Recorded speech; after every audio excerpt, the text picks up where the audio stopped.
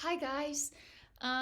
So I guess based on the definitions given in chapter 4, I would say that I identify most with the professional counselor with a Christian worldview, because I know that my faith is important in defining who I am, both as a counselor and a everyday world goer, and that for some, God can also be a source of strength in the counseling room. Therefore, I want to give respect and time to using and identifying the word as a source of aid in their presenting concern. I want to be able to give my clients a space to discuss their own beliefs, but I don't want that to be a necessary prerequisite if meeting with me. I know that not everyone feels comfortable with faith, and I don't want those clients to feel as though they can't be helped or can't be talked to if they're not a believer in Christ.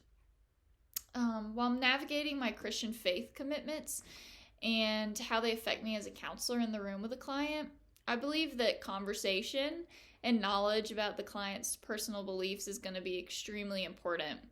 I like to explain counseling as they're the driver and I'm a passenger holding a map, helping you navigate to where you want to go. But I can't know where you want to go unless that conversation around your beliefs and values is had. I would also align myself with the allies model approach to the integration model in Christian counseling. I believe that if you're operating from a stance that God is in the room and He's producing in your heart and your mind the necessary words needed for that client, then psychology and Christian theology are not disconnected or working against one another. In other words, as stated in the book, all truth is God's truth.